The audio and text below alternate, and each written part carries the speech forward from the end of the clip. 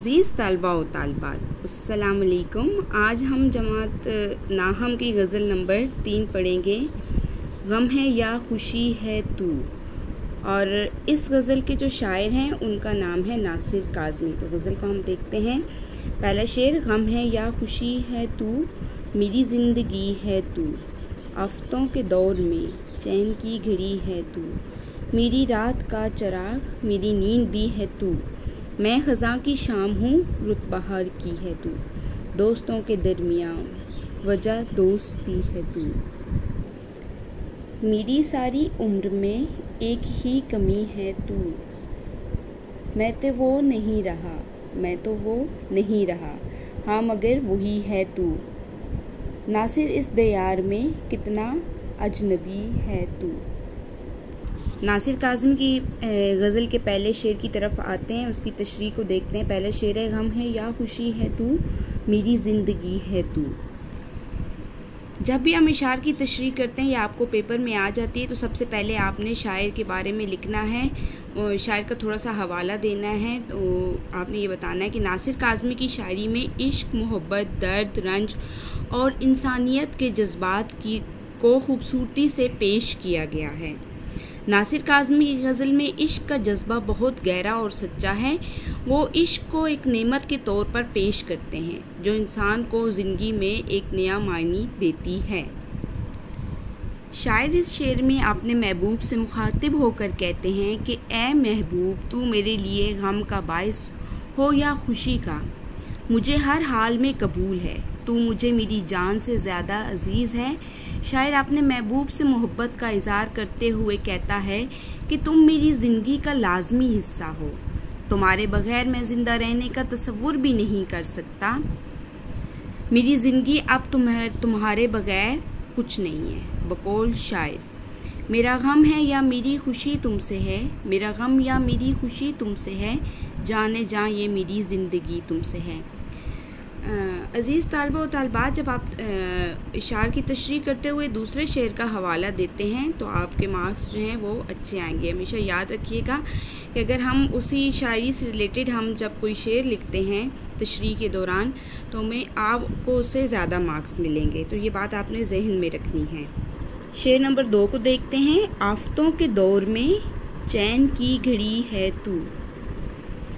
तो इसकी तशरीह में नासिर काज़मी की शायरी में इश्क, रंज और दर्द, रंज और इंसानियत के जज्बात को खूबसूरती से पेश किया गया है। वही हम पहले वाला जो हवाला है हम वही देंगे थोड़ा सा।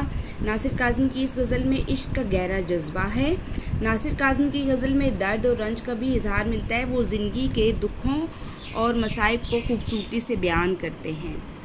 इस शेर में अपने महबूब से मुखातिब होकर कहते हैं कि ए मेरे महबूब, इन मसाइब, मुश्किलात और परेशानियों के कठिन वक्त में मेरे लिए तुम ही सुकून और इत्मीनान हो।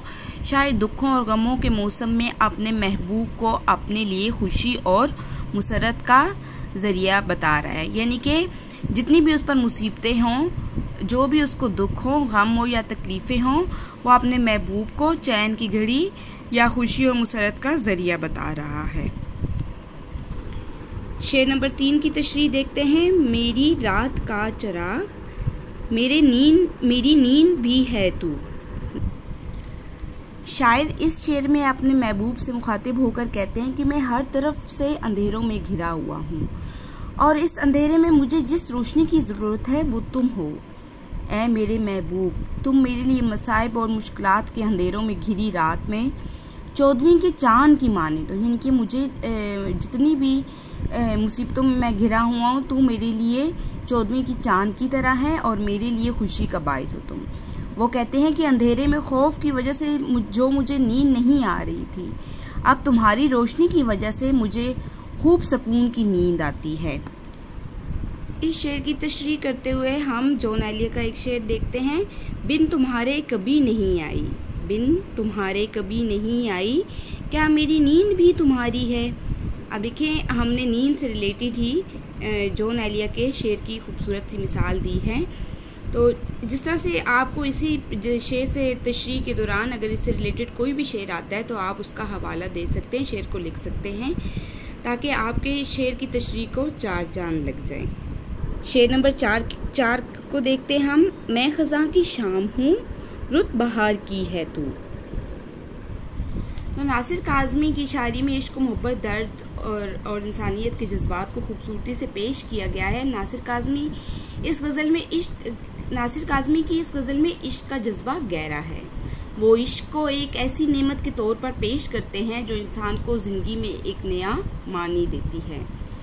तो शायर क्या कहते हैं? शायर ने इस शेर में ख़ुद को मौसम ख़ज़ां की शाम से तशबीह दी है। वो कहता है कि मैं तो एक परेशान हाल, गमों से चूर और मुश्किलात से घिरा हुआ एक शख्स हूँ।